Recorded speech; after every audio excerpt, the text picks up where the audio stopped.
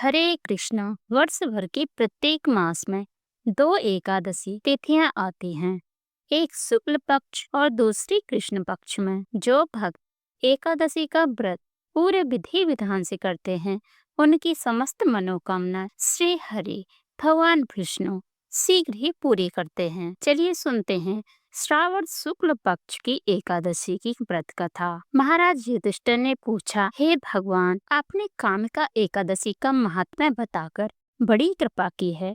अब कृपा करके ये बतलाइए कि श्रावण शुक्ल एकादशी का क्या नाम है, उसकी विधि क्या है और उसमें कौन से देवता का पूजन किया जाता है। युधिष्ठिर कहने लगे, हे भगवान, श्रावण शुक्ल पक्ष एकादशी का क्या नाम है, व्रत करने की विधि तथा इसका महात्म्य कृपा करके कहिए।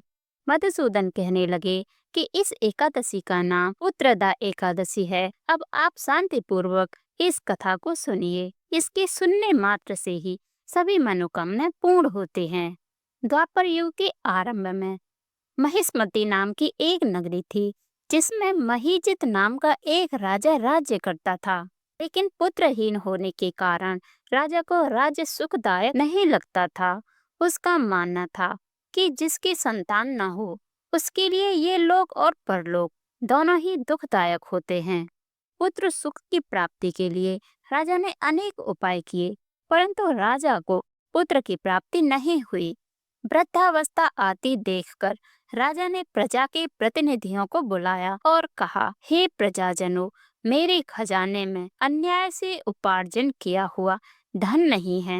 न मैंने कभी देवताओं तथा ब्राह्मणों का धन छीना है। किसी दूसरे की धरोहर भी मैंने नहीं ली।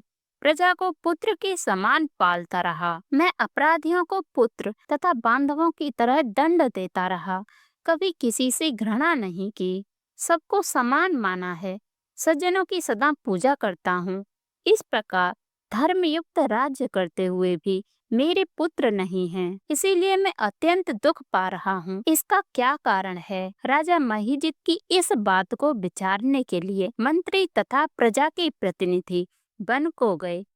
वहाँ बड़े बड़े ऋषि मुनियों के दर्शन किए। राजा की उत्तम कामना की पूर्ति के लिए किसी श्रेष्ठ तपस्वी मुनि को देखते फिरते रहे। एक आश्रम में उन्होंने एक अत्यंत वयोवृद्ध धर्म के ज्ञाता, बड़े तपस्वी, परमात्मा में मन लगाए हुए, निराहार, जितेंद्रिय, जितात्मा, जित क्रोध, सनातन धर्म के गूढ़ तत्वों को जानने वाले, समस्त शास्त्रों के ज्ञाता महात्मा लोमस मुनि को देखा, जिनका कल्प के व्यतीत होने पर एक रोम गिरता है। सबने जानकर ऋषि को प्रणाम किया। उन लोगों को देखकर मुनि ने पूछा कि आप लोग किस कारण से आए हैं। निस्संदेह मैं आप लोगों का हित करूंगा। मेरा जन्म केवल दूसरों के उपकार के लिए हुआ है, इसमें संदेह मत करो। लोमस ऋषि के ऐसे वचन सुनकर सब लोग बोले, हे महर्षि, आप हमारी बात जानने में ब्रह्मा से भी अधिक समर्थ हैं, अतः आप हमारे इस संदेह को दूर कीजिए। महिष्मतीपुरी का धर्मात्मा राजा महीजित प्रजा का पुत्र के समान पालन करता है, फिर भी वह पुत्रहीन होने के कारण दुखी है। उन लोगों ने आगे कहा कि हम लोग उनकी प्रजा हैं, अतः उनके दुख से हम भी दुखी हैं। आपके दर्शन से हमें पूर्ण विश्वास है कि हमारा ये संकट अवश्य दूर हो जाएगा, क्योंकि महान पुरुषों के दर्शन मात्र से अनेक कष्ट दूर हो जाते हैं। अब आप कृपा करके राजा के पुत्र होने का उपाय बताइए। यह वार्ता सुनकर ऋषि ने थोड़ी देर के लिए नेत्र बंद किए और राजा के पूर्व जन्म का वृतांत जानकर कहने लगे कि यह राजा पूर्व जन्म में एक निर्धन वैश्य था। निर्धन होने के कारण इसने कई बुरे कर्म किए। यह एक गांव से दूसरे गांव व्यापार करने जाया करता था। एक समय ज्येष्ठ मास के शुक्ल पक्ष की द्वादशी के दिन मध्याह्न के समय वह जबकि 2 दिन से भूखा प्यासा था, एक जलाशय पर जल पीने गया। उसी स्थान पर एक तत्काल की ब्याही हुई गाय जल पी रही थी। राजा ने उस प्यासी गाय को जल पीते हुए हटा दिया और स्वयं जल पीने लगा। इसीलिए राजा को यह दुख सहना पड़ा। एकादशी के दिन भूखा रहने से वह राजा हुआ और प्यासी गाय को जल पीते हुए हटाने के कारण पुत्र वियोग का दुख सहना पड़ रहा है। ऐसा सुनकर सब लोग कहने लगे कि हे ऋषि, शास्त्रों में पापों का प्रायश्चित भी लिखा है, अतः जिस प्रकार राजा का यह पाप नष्ट हो जाए, आप ऐसा उपाय बताइए। लोमस मुनि कहने लगे कि श्रावण शुक्ल पक्ष की एकादशी को, जिसे पुत्रदा एकादशी भी कहते हैं, तुम सब लोग व्रत करो और रात्रि को जागरण करो, तो इससे राजा का यह पूर्व जन्म का पाप अवश्य नष्ट हो जाएगा, साथ ही राजा को पुत्र की अवश्य प्राप्ति होगी। लोमस ऋषि के ऐसे वचन सुनकर मंत्रियों सहित सारी प्रजा नगर को वापस लौट आई और जब श्रावण शुक्ल एकादशी आई तो ऋषि की आज्ञा अनुसार सबने पुत्रदा एकादशी का व्रत और जागरण किया।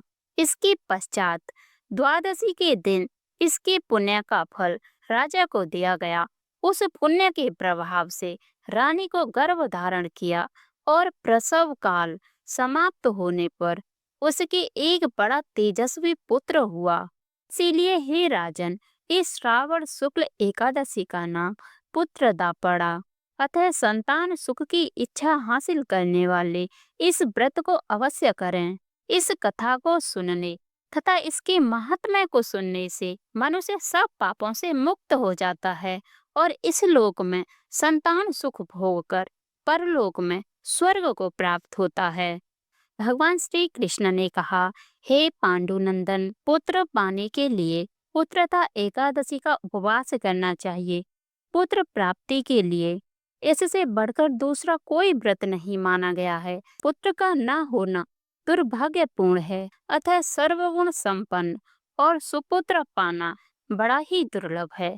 ऐसा पुत्र उन्हें ही प्राप्त होता है जिन्हें साधु जनों का आशीर्वाद प्राप्त हो तथा जिनके मन में भगवान की भक्ति हो।